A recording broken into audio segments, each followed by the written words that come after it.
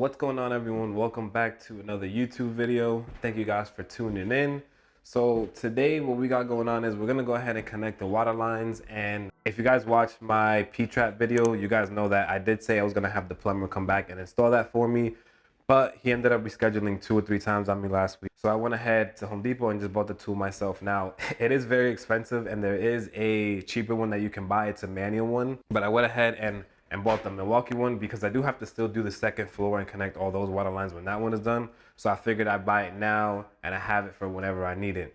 And the reason I bought the automatic one, because my house was plumbed with PEX A, which is the expanding PEX or the Pro PEX, however you guys want to call it. So there's special fittings that are needed, and then there's a special tool that's needed as well to expand it and all that stuff. So I'll go ahead and walk you guys through the process, how I'm gonna go ahead and do the sink and the bathroom vanity. So stay tuned, let's get to it. So all the PEX A pipes coming through the sink and the bathroom vanity and the toilet is half inch, so I already got that installed. Batteries already charged, good to go. And just make sure this is unlocked. And so that's the tool right there. I'm gonna go ahead and grease it up because I believe it doesn't come greased, or if it is, I'm gonna put a little bit more just to be safe. All right, so a couple things that you'll need is a PEX cutting tool.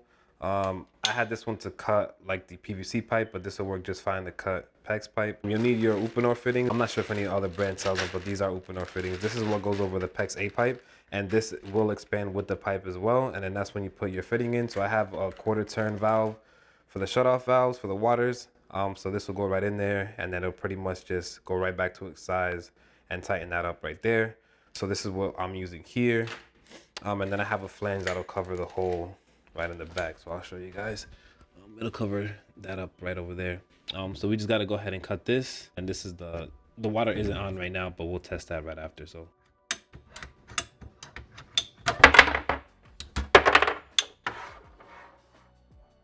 want to go ahead and grab your flange.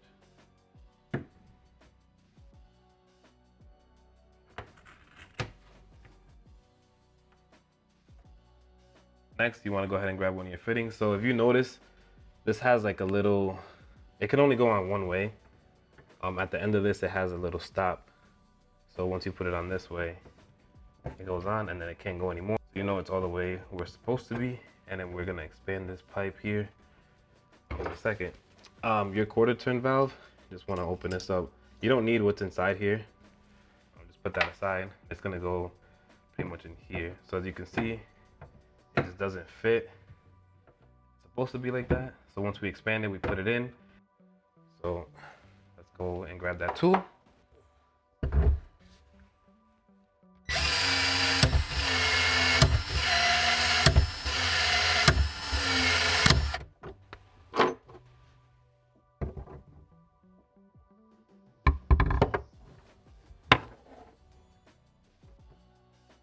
And now that we have that in, you just want to make sure you hold it for a little bit, and we'll be good to go.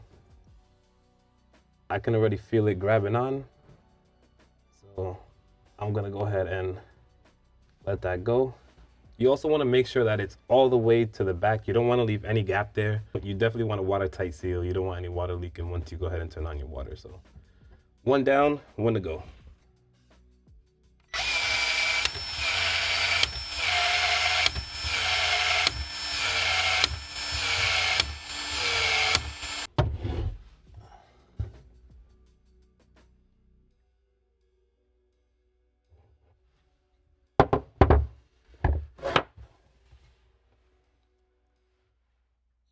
All right, guys, and that's all there is to that.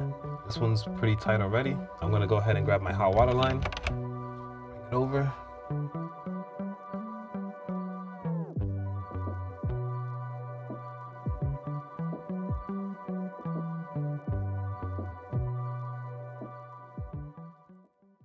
I don't have a small wrench at the moment, but I do have these channel locks, and that'll be perfectly fine for just grabbing that and giving it a couple extra turns.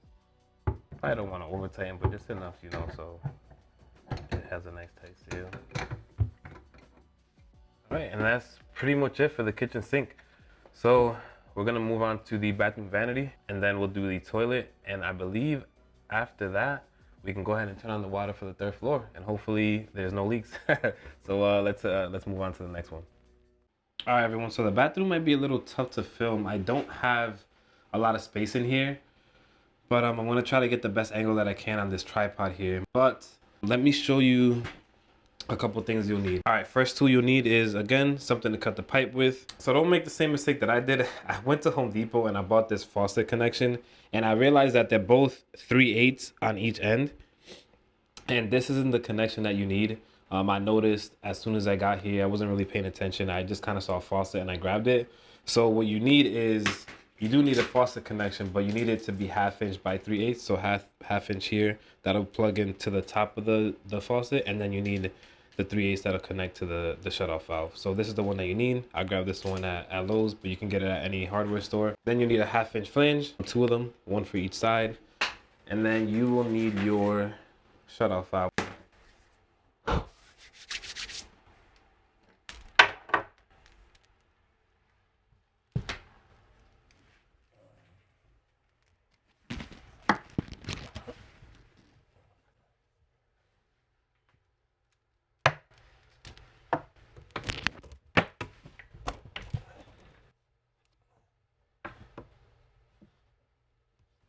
All right, so once you get the lines hand tight, just go ahead and grab your channel locks. Make sure you give it a couple more turns, and that'll be good to go. And then we'll just cut these and install the valves. All right, guys, so after I cut the pipe, I realized that this valve isn't gonna work. I'm gonna need the one that I can connect the hose right to the top, which is this one right here. They look the same, but as you can see, this one's if the pipe is coming out of the wall, this one is the pipe is coming from the ground.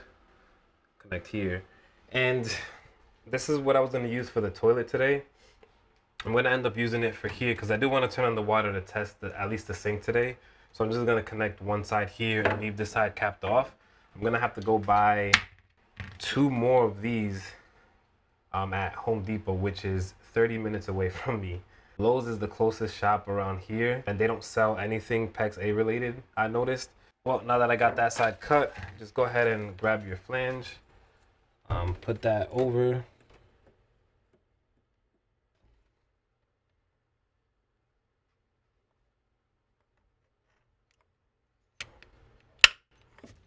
All right, once you got your pipe cut, you want to go ahead and grab your fitting. Make sure it's on the right way, only one way. Make sure it's at the end there. And you just kind of want to make sure that that's the right height. I got enough clearance where I can still connect this piece right to the top. So make sure you measure twice. Grab your tool.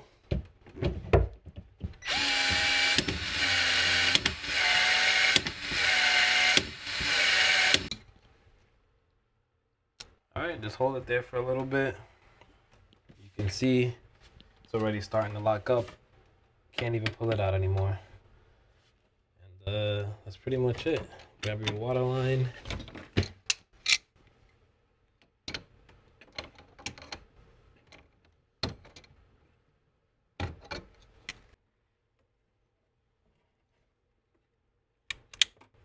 Grab the flange.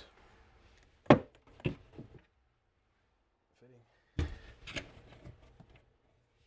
right, and that one is good to go. I also found this like 1.5 inch flange for the pipe here. They had a chrome one, but it was like $7. This was like $1.30. I was not about to spend $7 on a chrome piece, so I'm just gonna install this just to kind of make this look a little bit nicer. This one comes apart. They have one where it's all one piece and you can kind of slide it over, but since this was already installed, I'm just gonna slide this right over that way. All right, guys, we now have water to the vanity. Let's move on to the toilet. All right, the connection for the toilet is a little bit different.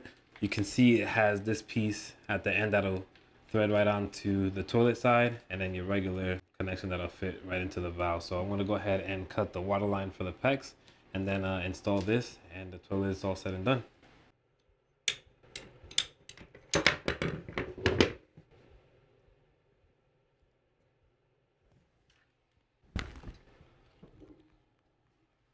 Just in case you guys didn't know, when this is showing up or is pointing upwards, that's how the water flows up. If you want to shut it off, just go ahead and turn it quarter turn to the right, and now it's off. And that's how all the ones in this house work. There's a bunch of different ones. They have ones that you can turn to the right a bunch of times, but I feel like the quarter turn ones are just super easy. One turn and it's off.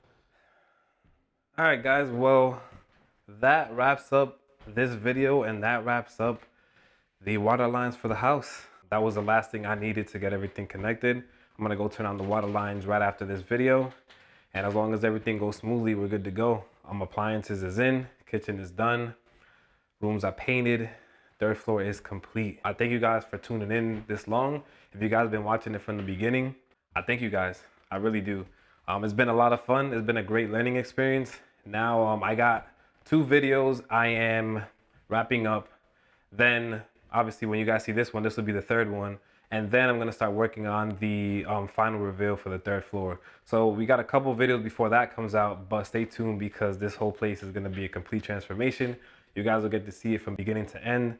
And it'll be a really cool video once you guys get to see that. So thanks again for tuning in. Please like the video, subscribe, do all that YouTube stuff. Let me know down in the comments if you guys have any questions about the Upono tool or PEG system, all that stuff. And I'll be sure to answer them as best as I can. So enjoy the rest of the day, guys. Thanks again. I'll catch you guys in the next one. Peace.